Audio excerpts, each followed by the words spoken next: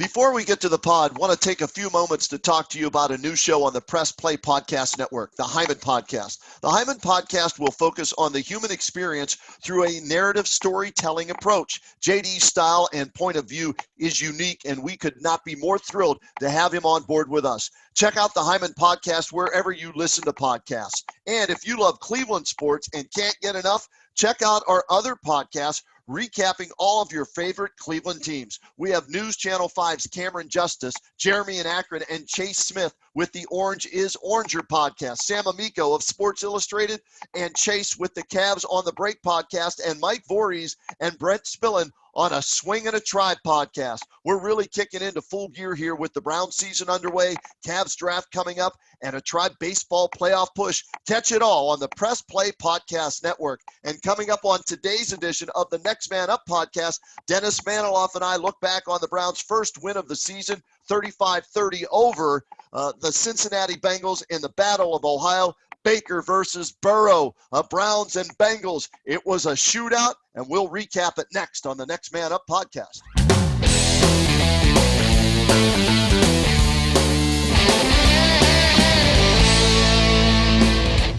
And welcome to the latest edition of the Next Man Up podcast on the Press Play Podcast Network. Shout out to our executive producer, Chase Smith, who allows us to do this and gets it up and running so you can hear what Dennis Manoloff and yours truly have to say about the Browns, the Indians, the Cavs, the Buckeyes, whatever's going on, we got you covered.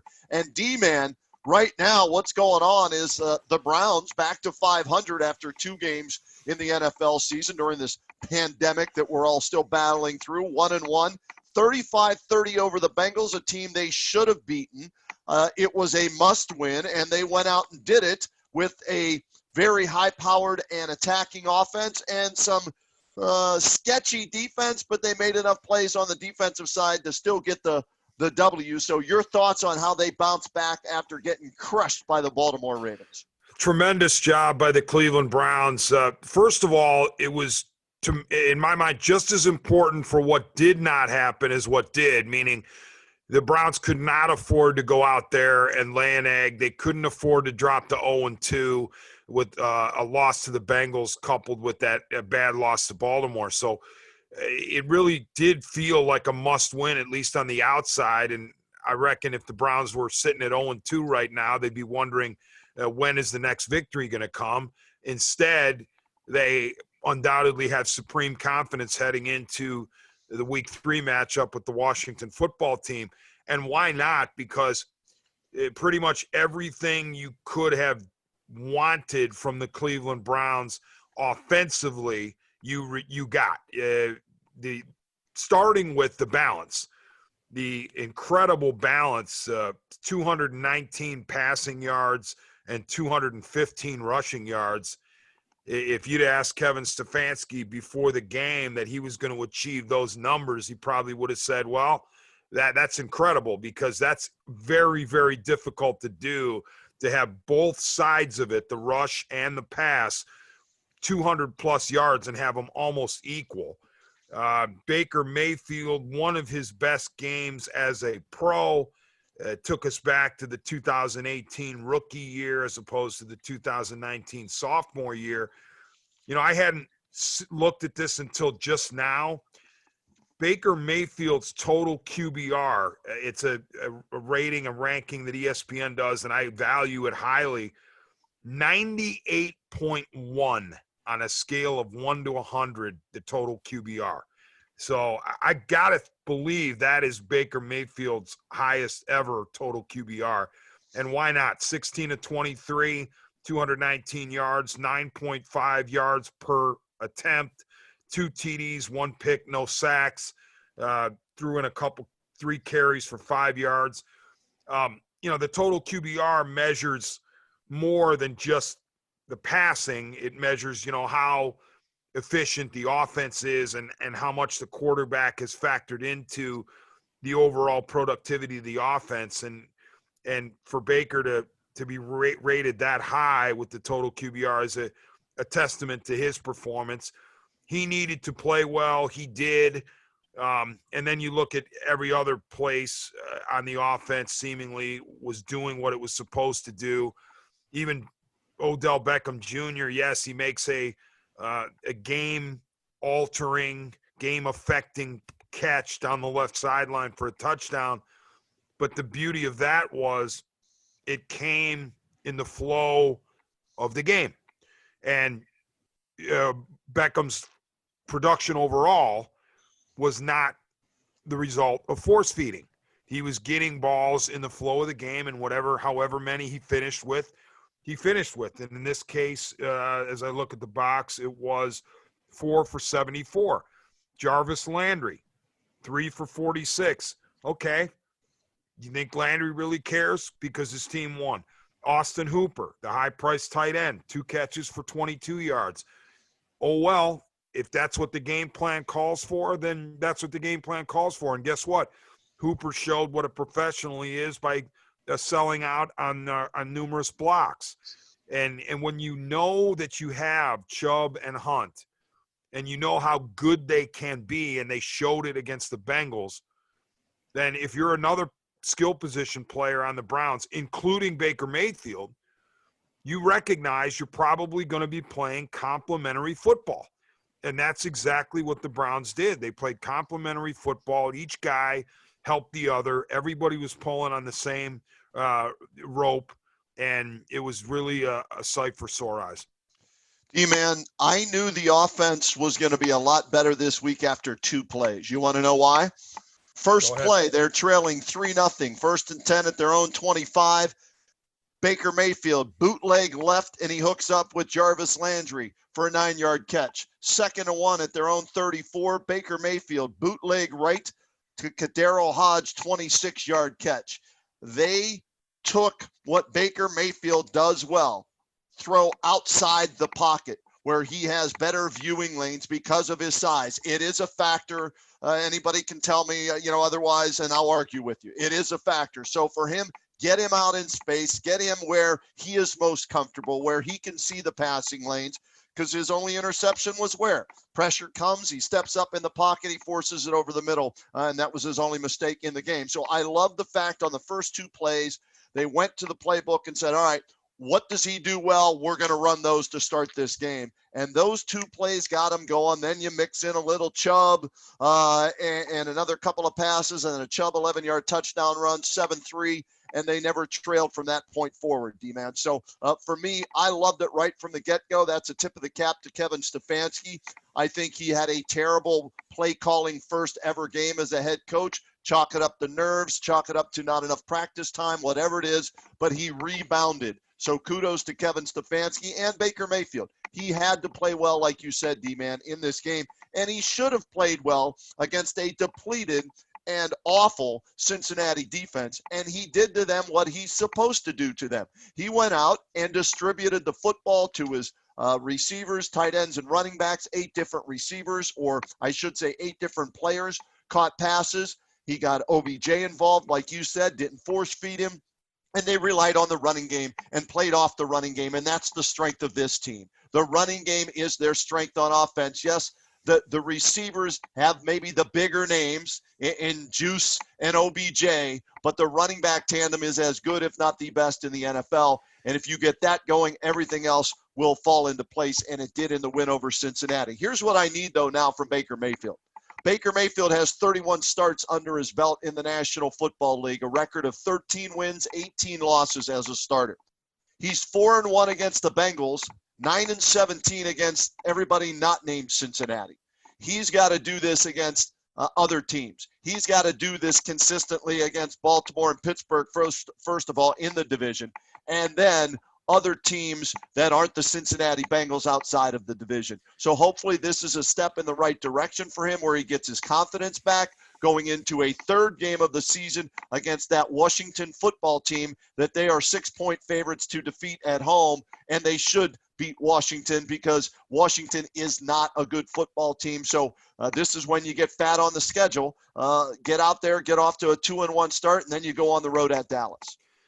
Yeah, Washington is not good. Rebuilding under Ron Rivera. competitive. Well, they won the first game. They rallied to beat a bad Eagles team, Yep. but then went to Arizona and lost. Honestly, no shame there. The way the Cardinals look all of a sudden. Right. So you can't overlook any Rivera coach team, especially when the Redskins have the defensive front that the Redskins have. So it is going to be something that bears watching. But going back to the Browns-Bengals game, Kevin Stefanski looked night and day as a play caller. Well, he privately might say, well, you know what? The defense that I faced in week 1 is night and day from the defense I faced in week 2. So I was able to do a few of these things that I didn't really think I could get away with against a faster, more aggressive, more heady defense with the Ravens. In other words, I wonder if he could have gone bootleg out of the blocks against the Ravens, and one of those two plays wouldn't have blown up. But the point being is Stefanski did rebound. He did, settle some nerves. Maybe there were some players who were wondering, okay, how good of a play caller is this guy? He's going to be our head coach, and he's going to try to call the plays. That's a lot on his plate. Well, if there were those guys out there, he quelled those doubts and with an excellent performance. And the thing about it is, you felt like Stefanski was reading the game. The game was moving slowly enough that he was able to say, okay, this is what's necessary now, and this is what's necessary ahead. He was reading the game correctly. He was figuring out when to run, when to pass. And regarding Baker Mayfield, those of us who automatically assign superstardom to a number 1 overall pick, and with superstardom, we mean phone numbers, these headline numbers, 30 of 45 for 420 yards and 4 TDs. For those of us who do that, or in my case did that, I'm wondering if it's going to be a disappointment with the Bake Show, because it certainly looks to me like Baker Mayfield is best as a complementary piece, as a, dare we say this, game manager. Now, game manager has a derogatory tone to it when you mention it in the NFL, certainly when you mention it as pertains to a number 1 overall pick. But methinks that Mayfield is going to be the best version of Mayfield when he has the running game clicking, and when he doesn't have to throw 35, 40 times a game, when he doesn't have to put up 300 to 350 yards. I'm thinking he's better off in a situation. You say, well, of course he was better off against the Bengals that way, but I'm not so sure this isn't the formula against everybody. Now, there will be exceptions. There will be games where Mayfield has to win them with his arm, because defenses are going to get tired of being battered by Chubb and Hunt, and they're going to say, you know what, we're going to do our best to sell out to stop the run. We're going to force Baker to beat us. Right. But I think that the majority of the games, or at the very least the game plan going into each game, is this is a decidedly egalitarian approach. It's going to be pass, run, pass, run. We are not looking to go heavy in one direction or the other. Now, you say, well, with Hunt and Chubb, maybe you want to go heavy run. If anything, heavy run. But okay. I'm just thinking that Kevin Stefanski looks at Baker Mayfield and says, I'm not so much worried that he was drafted number 1 overall. What I'm thinking is his skill set is best suited to mesh with my mind and my game plans when he is a game manager and when he is an effective passer when it matters, as opposed to a volume guy. I agree 100% with you, because I don't see him as a Russell Wilson. I don't see him as a Tom Brady. I don't see him as an Aaron Rodgers. I see him more as a distributor of the football to the weapons that the Browns have put around him at running back, at tight end, and at wide receiver. And if he can accept that role, check his ego at the door before he walks into that clubhouse, into that locker room, and realize that's what's best for the football team, that's going to go a long way for this football team in winning games. Now, like you said, there will be times when, okay, you're down and you don't have time to run the football and it's an all-out passing attack to bring them back, that he's going to have to step up and make plays like a number 1 overall pick in the draft should. Let's hope that he can do that. To this point, Roadman, sorry to interrupt, but fair is fair, which he couldn't do in week 1 against the Ravens. Exactly. Okay, so we'll see. But if he can accept that role, DMan, I'm with you 100%. That would be the best role for him. So improvement in the offense during the Bengals game. DMan, 68 points in 2 games, though, given up by the defense. 38, you might say, okay, look at what the Ravens did against the Texans. So the 38 doesn't look that bad that the Browns gave up. But 30 to the Bengals and a rookie quarterback making his second ever start in the National Football League, 34 points per game through the first 2 games. That defense, I know they're dinged up. I know they're hurt. But, D-Man, even the guys they're getting back aren't, to me, impact players. How concerned are you about this defense? And do you agree with me that in order for the Browns to win 8 or 9 games and be a playoff contender, they're going to have to outscore? And you say, well, don't they have to outscore everybody every week to win? Yeah, you got to get one more point. I'm saying it this way. They're going to have to outscore their opposition in a high-scoring game in order to get wins this year, because the defense just isn't going to be that good. Yeah, I'm concerned about the D, although I will throw them a bouquet here, or at least a lifeline in regards to the Bengals game. I only see it as the Browns gave up 23 points, not 30, because the final touchdown was clearly garbage time. Now, of course, the Browns are trying to stop them. I get it. And it's not like they had third stringers in the game at that time, but I'm more concerned with the 23 points before that final touchdown in the fourth quarter. And that, Joey Burrow did a really nice job. Don't get me wrong. He looked good as a second game NFL player, for our first chance to see him, play by play, as opposed to last week where you just kind of seeing clips of him against the Chargers. So I think Burrow has a bright future. I don't think it's in his best interest if he's slinging it around 61 times a game. Joe Mixon, of course, won't like that too much. And in the area of Mixon, and I think Burrow would agree, he doesn't want to be throwing it 61 times a game either, for the Bengals to win.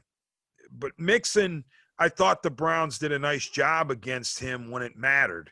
And, maybe they should have stayed with him, but I thought they bottled him up reasonably well. What was the final total? He was sub 50 yards in rushing, I believe. Let's see here.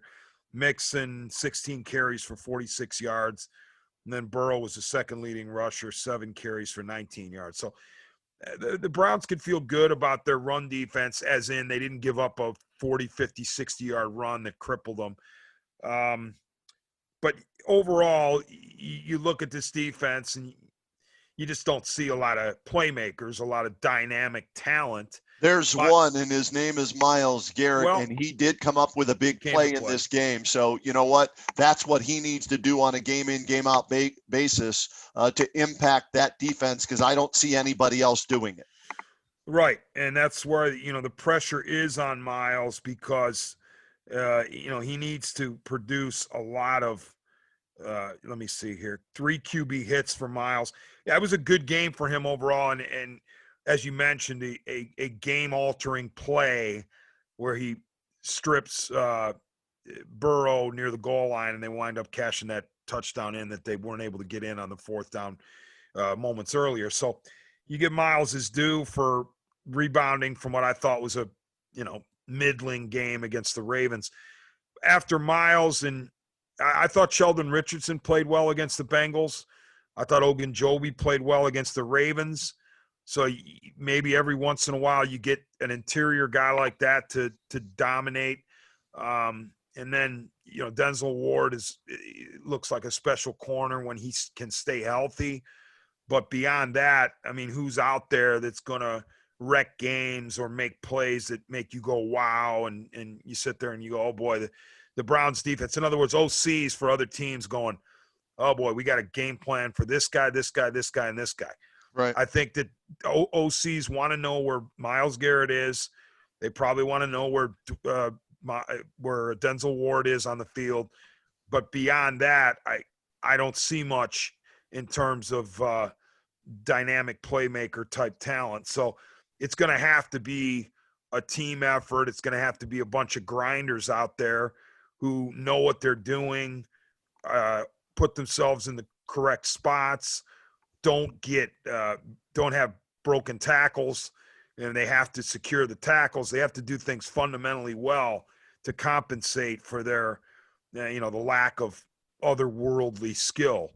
And the special teams still makes me nervous to an extent, because it just seems like every game with the Browns, there's some portion of special teams that lets them down. And against the Bengals, it was the kick return unit. I mean, you got to be able to kick the ball out of the end zone at the very least to prevent a return. And then once the return, if it does happen, you can't let these guys get out to the 35 and the 40-yard line. So, I wish the special teams one game would just be dynamite across the board. I'm sure it happened last year. I just don't remember it.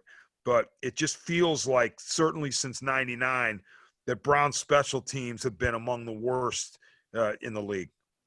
Yeah, that's an area that definitely has to improve.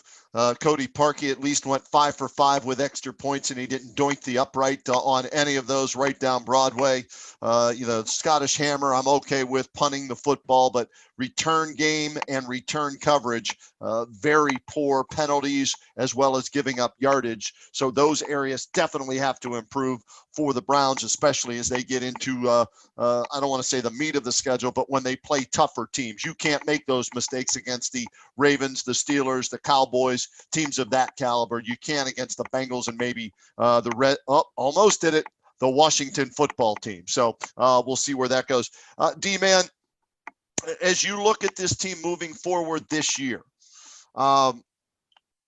Kevin Stefanski is going to continue to have his ups and downs as a first-year head coach. Baker Mayfield, make or break season for him. Myles Garrett got his contract, so you can't say a make or break season for him, but if he wants to earn the respect around the league, it is a make season for him. He's got to make plays when it matters most. Getting back to one guy we spent a lot of time on in our last podcast here on the Press Play Podcast Network, OBJ. How do you think this will help him moving forward, as well as the passing game and the relationship with Baker Mayfield? Could that one game be all they needed, or is this going to be a week in, week out thing with Odell Beckham Jr.? If they win and he plays well, everything will be fine. If they lose and he doesn't get the targets, it's going to be, a drama-filled post-game and week of conversation. I truly can't predict that, Roadman. I think we're going to have to wait and see. I hate to, as it were, punt on that answer, but we're going to have to see, because no matter what is said or not said now, could change dramatically in a couple of weeks. And I'm not going to be hypocritical. I'm not going to hide from it. I said that I think it's in Baker Mayfield's best interest if they move on from OBJ. I said that last week. I still believe it, but I'm willing to watch a game like Sunday and say, you know what? If that's what happens, right, week in and week out, and I don't hear anything from Odell, and I don't see any of the hijinks, and I don't see any of the kicking field goals before games or the goat cleats or any of that other crap, if I see a productive player who keeps his mouth shut for the most part and makes a couple, in this case one, but certainly you'd like to see even more, dazzling plays, but most importantly, stays within the flow of the game. This was a classic game where a quality wide receiver I'm not going to call him a superstar until he shows me superstar numbers over and over and over and over.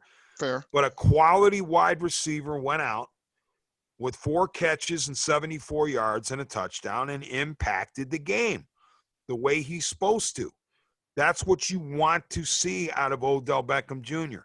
You don't want to see, 10 targets, 3 catches for 22 yards. Everybody's worried about, did Odell get enough touches? Nobody was worried about Odell getting enough touches against the Bengals. And guess what? He was only targeted 6 times. He caught 4 of them for 74 and had the big touchdown. That's how it's supposed to work.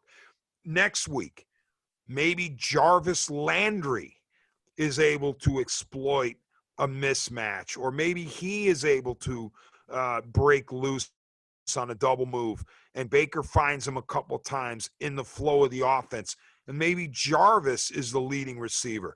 Who knows? Maybe Austin Hooper in week 3, after 2 quiet weeks at least receiving the ball, maybe Hooper winds up catching 7 or 8 balls against the Washington football team. That's how it's supposed to be. The greatest coach of all time, Bill Belichick. I mean, co-coach, co-greatest, because Paul Brown will never be knocked off that perch for me. But in my mind, Bill Belichick, co-greatest coach of all time with Paul Brown. Belichick, on a week in and week out basis, you will never convince me that he ever went into a game and said, I got to make sure Brady has this many passes. Right. I got to make sure that James White, and by the way, prayers for James White's family. I mean, it's unbelievable tragedy. But that James White or any of the running backs that he had needed to have X number of carries.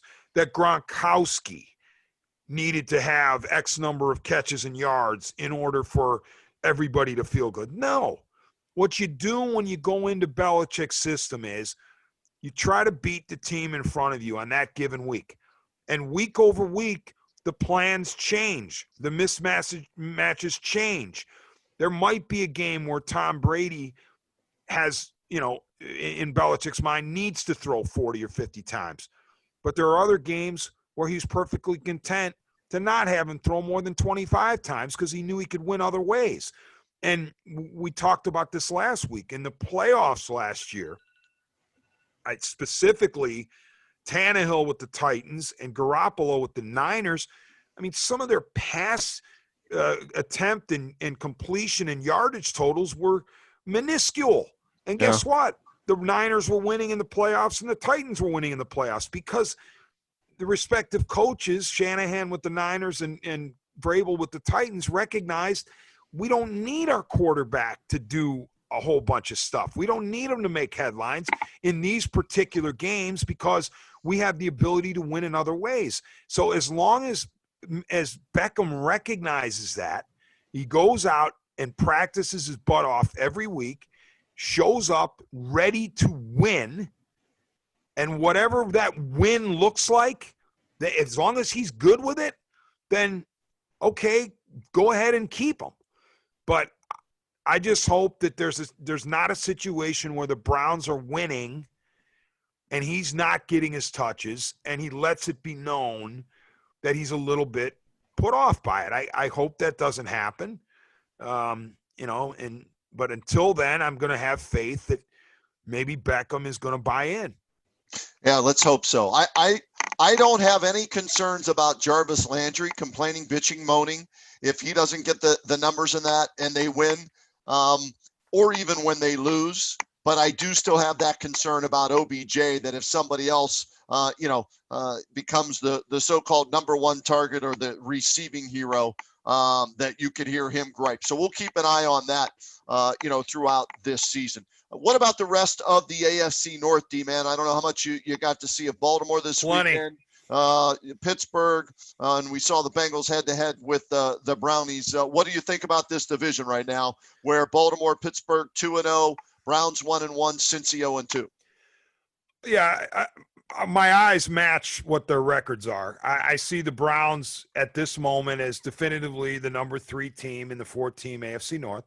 I see the Bengals definitively as last place, the Steelers in the 2 hole and the Ravens in the 1 hole.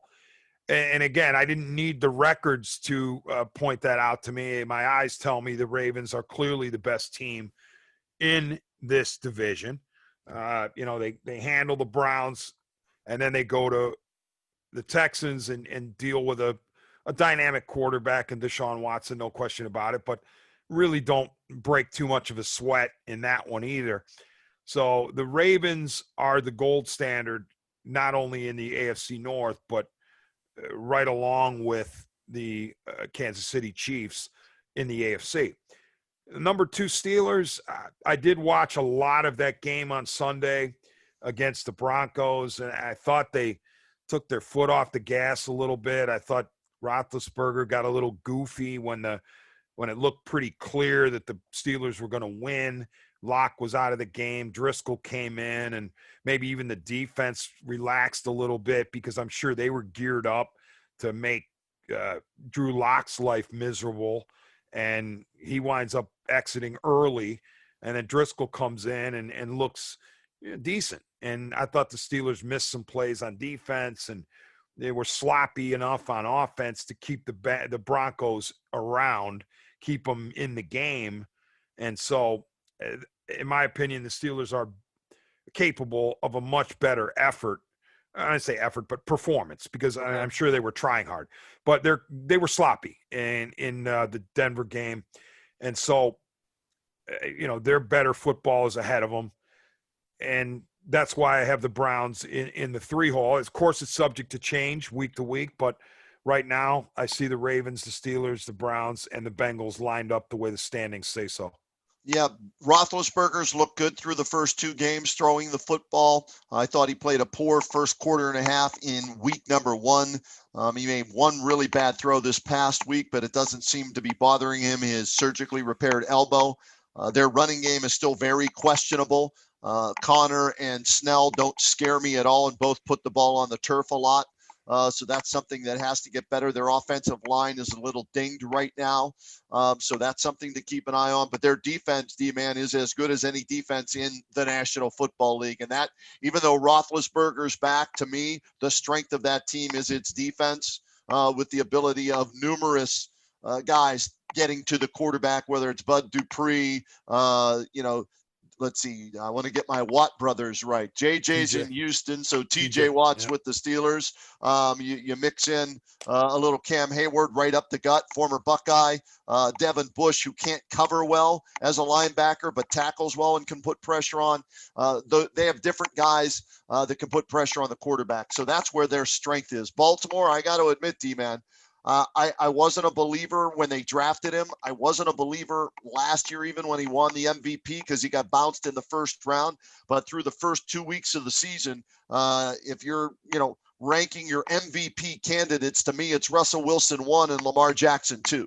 And Lamar Jackson is starting to, I don't want to say win me over, because he's got to win a playoff game before he totally wins me over. But I may be starting to believe more in his ability as a quarterback, that this will work for an extended period of time. So like you, I've got the Browns right now as the number 3 team in the AFC North moving forward.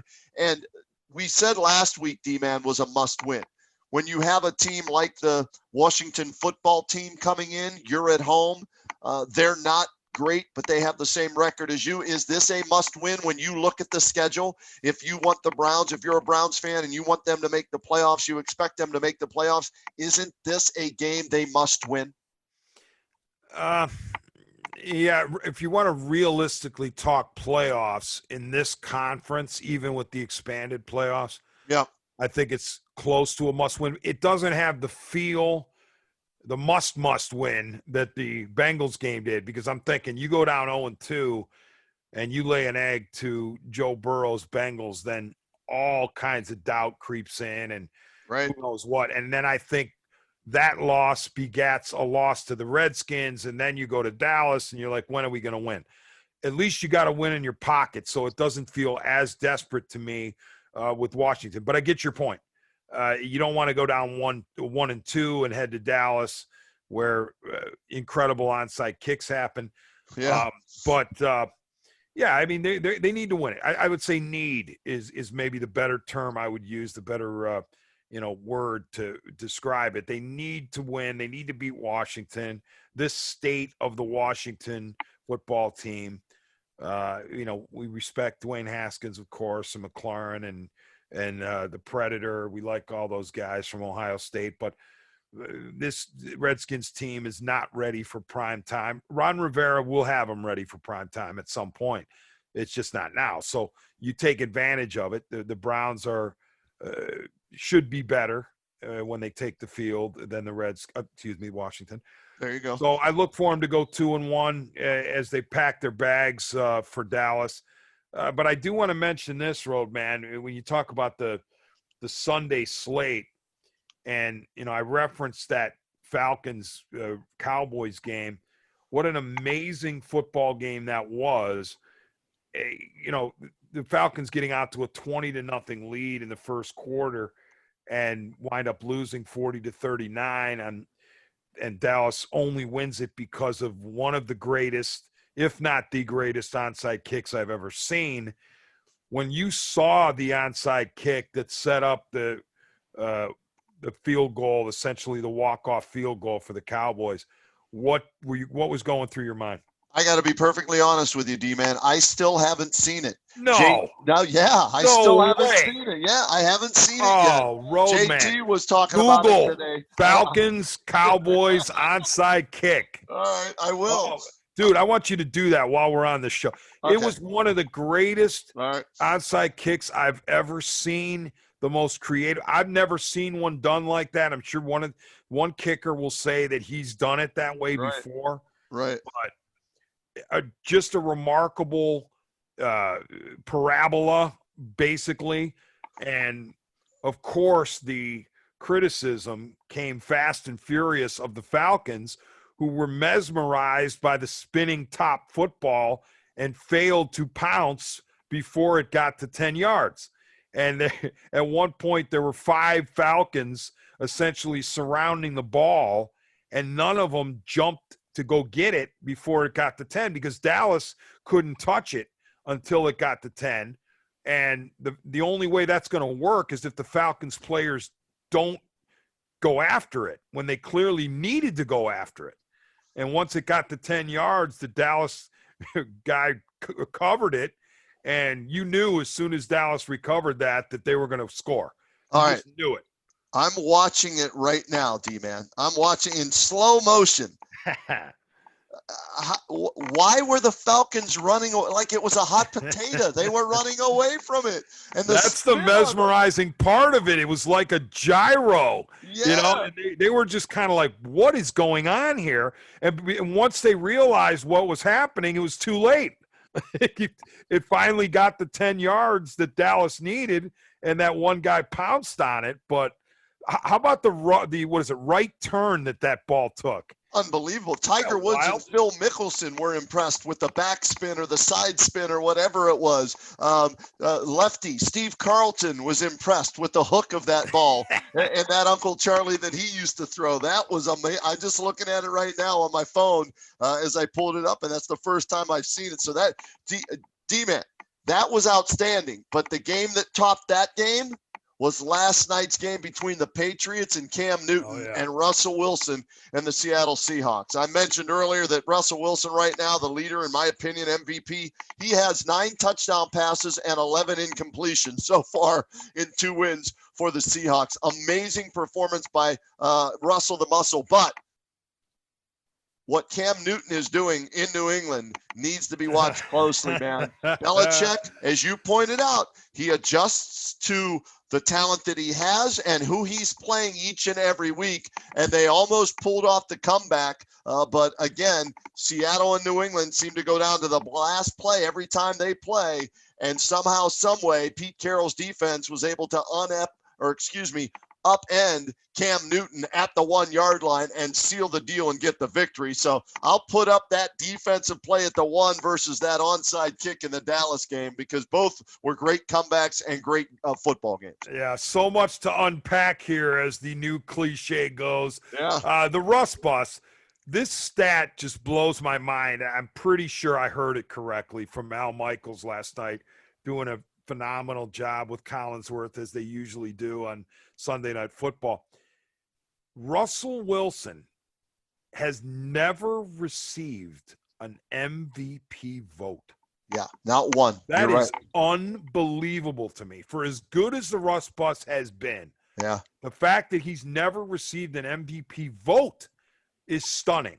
Yeah, And I've underrated him, D-Man. I'm guilty. I'll be honest with you. I underrated him.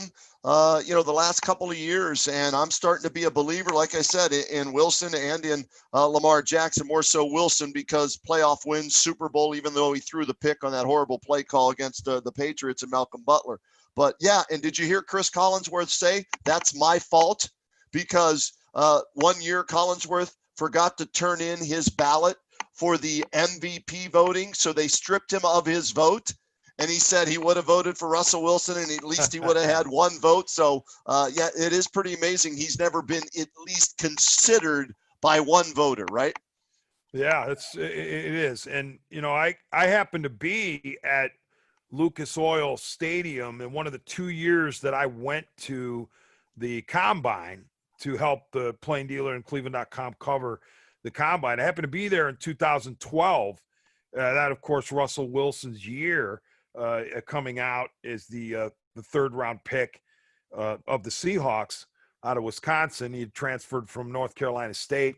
He's a hell of a baseball player in addition to being a football player. But I remember George Whitfield, the quarterback guru, when I was talking to him about quarterbacks. And Massillon, Ohio native, yes. Yeah. And by the way, I didn't know Russell Wilson was born in Cincinnati. So he's an Ohio kid, actually. I don't know how quickly he got out of Cincinnati. But, he didn't go to school here. But the bottom line is Whitfield said, watch out for Russell Wilson. Really? And I was like, you know what? I mean, okay, a little undersized, but he didn't blow me away at Wisconsin. I mean, he looked good, but he wasn't like, oh, my God, this is a must-have. Right. And clearly the rest of the league didn't think all that highly of him because he slipped to the third round. But he's proven to be an incredibly good quarterback. He's going to be in the Hall of Fame someday. He's already got one ring, should have had two. Yeah. But that game was fascinating. It had so much to it.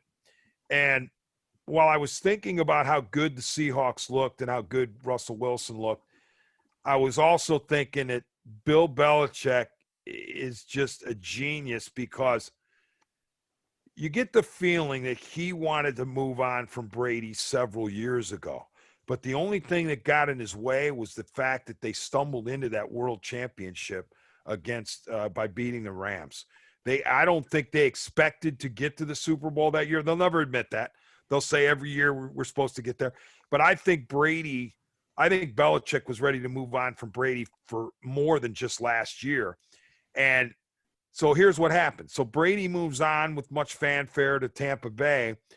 And for a while, we were told, Stidham's going to be the quarterback of the Patriots. Right. Don't think for 1 second Belichick was going into a season with Stidham, all right? As much as he wants to win without Brady, he ain't going into a season with Stidham and Hoyer. We love our man Brian Hoyer. But so he winds up with – I thought he had a choice, really, between Winston and Newton. Right. And he chose the guy who was less turnover prone, who when healthy is going to be it could potentially be good for him. And guess what? The Patriots have looked pretty darn good and can easily be 2-0 under Cam Newton. Newton played a terrific game, I thought, yesterday. I don't know exactly what the new school metrics showed, but it seemed to me he played really, really well. And it was either Michaels or Collinsworth said the Patriots have upgraded at quarterback with Cam Newton. So – and meanwhile, Brady, I mean, he got his win against the Panthers, but so far, kind of a couple of middling performances from TB12. And you wonder, is he going to be able to suddenly find the fountain of youth again? So once again, Bill Belichick, it looks like, is going to be proven right And I'm not going to say he lucked into Newton. Some people say, well, he did. He was lucky that a former MVP was still out there. But I'm thinking that maybe he had his eyes on Newton all along, and all he needed was convinced that Newton was willing to buy in to the Patriot way. And once that happened, then Belichick's like, okay, let's go. But the Patriots, if the Dolphins, the Bills, and the Jets, well, certainly not the Jets, and the Dolphins are still rebuilding, even though they have the fiery coach Flores, the former Belichick assistant. So really, it's a two-team division again. It's the Bills versus the Patriots. And the way Josh Allen looks, it wouldn't surprise me if this year is the year that the Bills supplant the Patriots. But I wouldn't bet on it just yet, because I think Cam Newton is the real deal again. And as long as he stays healthy, I give Belichick, Newton, Edelman, and McDaniels the edge over Allen and the boys. All right, right now, who's a better team, Kansas City or Baltimore? Because guess what? A week from, we're taping this on Monday night while the Las Vegas Raiders are opening up their new stadium, hosting the New Orleans Saints on Monday Night Football. But next Monday night, D-Man, Kansas City, who needed overtime to beat the LA Chargers, plays at Baltimore next Monday night. A lot of people saying a preview of the AFC Championship game. Who's the better team right now out of those two, in your opinion? It certainly feels like the Ravens because of the convincing nature of their victories. But you know what? I mean, you've got a matchup of the MVPs, the last 2 years MVPs. Yep. Mahomes is a Super Bowl champion. He's already achieved what Jackson desperately wants to achieve. More so, I mean, Jackson wants just a playoff win, first of all. And Mahomes not only had that, he's got him, winning the Super Bowl. So if you're the Ravens, you still have to chase the Chiefs. And I did watch bits and pieces of the Chiefs game. Harrison Butker definitely bailed them out. I mean, now you talk about a wacky ending to a game. Butker, I want to say it was 3 kicks. He had a 53-yarder that was no good, or was good, but it was waved off because of a false start. Then a 58-yarder that was waved off, that it was also good, but waved off because of a timeout. And then he re-kicked a 58-yarder. So I believe he went 53, 58, 58 and made them all, which is extraordinary. But on that, in that climate-controlled venue, I guess these guys think they can kick 70-yard field goals. But so they, Butker did a nice job, but of course Baltimore can counter with one of the best kickers in the history of the game. The name's escaping me, even though he's great. Why am I forgetting? Tucker, Justin Tucker. But clearly, 2 great quarterbacks, 2 great offenses. Should be a great game. But as of this moment, I'll say the Ravens are better, but I certainly don't mean to disrespect the defending Super Bowl champions who are 2-0. The reason I'm giving the Ravens the slight edge right now is because they did have to struggle and rally to beat a very suspect, at least from the outside, Chargers team that had Tyrod Taylor not even play because of a heart issue, and we pray for Tyrod, everything's okay there. But he had to step aside, and Justin Herbert came in and looked good in his debut. But still, if you're the Kansas City Chiefs and you're facing Justin Herbert in his first NFL start, you should have pulled away from that team. And the fact that they didn't is a little bit alarming. So I'll give the edge to the Ravens right now.